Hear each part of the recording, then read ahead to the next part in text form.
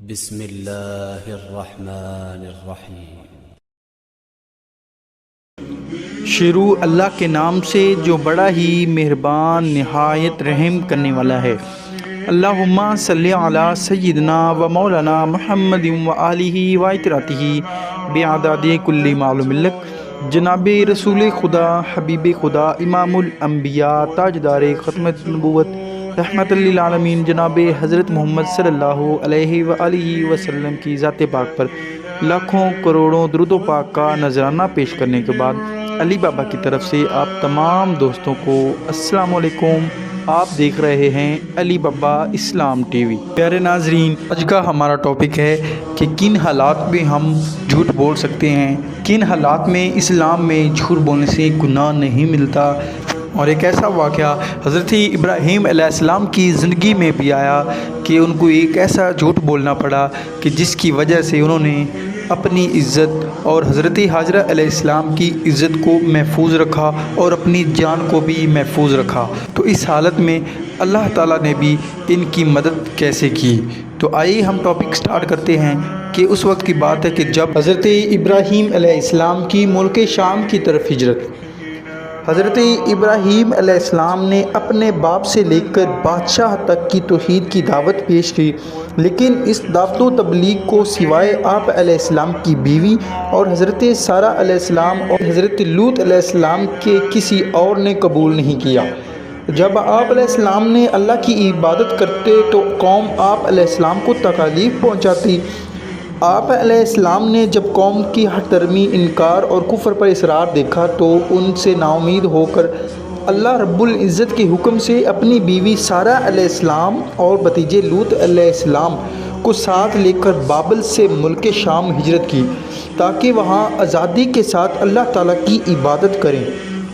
اس میں فرمان الہی ہے۔ سورۃ العنکبوت کی آیت نمبر 26 میں اللہ تعالیٰ ارشاد فرماتا ہے، پس لوط علیہ السلام ابراہیم علیہ السلام پر ایمان لے آئے اور ابراہیم نے کہا، بے شک میں تو اپنے رب کی طرف ہجرت کرنے والا ہوں، بلا شبہ وہ ہر چیز پر غالب، خوب حکمت والا ہے۔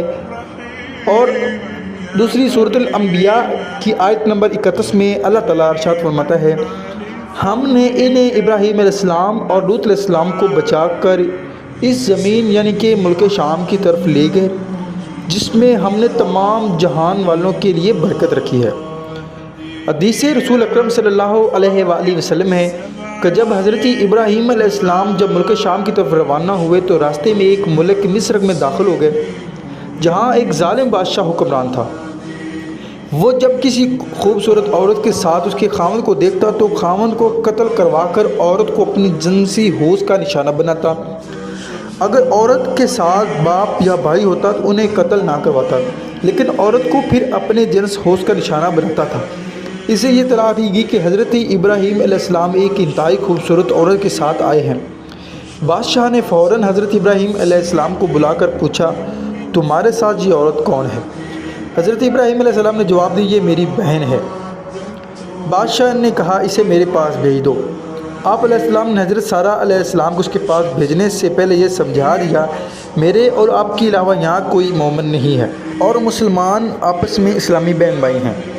میں نے تمہیں ظالم بادشاہ کے سامنے اسلامی بہن کہا، اگر وہ تم سے پوچھے تو تم اسے اپنے آپ کو میری بہن ہی کہنا، مجھے جھوٹا ظاہر نہ کرنا ورنہ یہ مجھے قتل کر دے گا اور مار دے گا۔ اگر وہ تم سے پوچھے تم بھی اپنے آپ کو میری بہن ہی کہنا۔ ہم اس بادشاہ کے پاس گئی تو ظالم بادشاہ نے بری نیت کے ساتھ سارہ علیہ السلام کی بڑھنے کی کوشش کی۔ انہوں نے تھوڑی دیر اجازت چاہی، یعنی کہ حضرت سارہ علیہ السلام نے اس کا مجھے تھوڑی دیر اجازت دی کہ میں ہاتھ منہ اپنا دھو لوں۔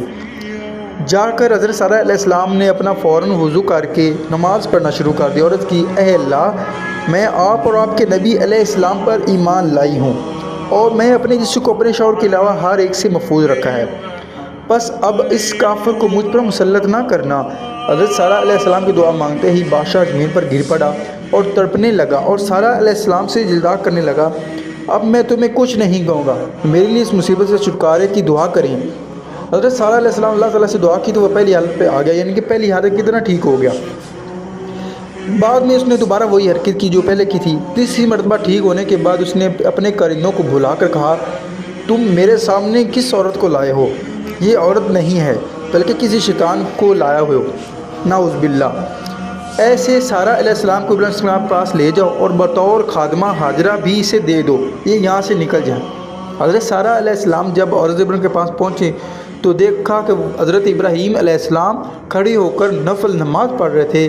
انہوں نے دوران نماز ہی ہاتھ سے اشارہ سے پوچھا کیا معاملہ پیش آیا؟ حضرت سارہ علیہ السلام نے جواب دیا اللہ نے کافر کی چال ناکام بنا دیا ہے اور ساتھ میں ہمیں اپنی ایک خادمہ بھی دی ہے جس کا نام ہاجرہ ہے۔ اب ہم وضاحت کرتے ہیں نماز کی فضیلت کی کہ نماز وہ عظیم عمل ہے جس کے ذریعے اللہ تعالیٰ سے پریشانیوں کا حل اور ہر کام کی مدد کی طلب کی جا سکتی ہے۔ اس واقعے کے بعد حضرت ابراہیم علیہ السلام حضرت سارہ و ہاجرہ حضرت لوط کے ساتھ مصر سے نکل کے ایک ایسی بستی ارض مقدس میں قیام پذیر ہوئے جو ہر لحاظ سے پوری دنیا میں سب سے زیادہ خیر و برکت والی تھی۔ حضرت ابراہیم علیہ السلام نے اپنے بھتیجے حضرت لوط علیہ السلام کو غور زر کے شہر صدوم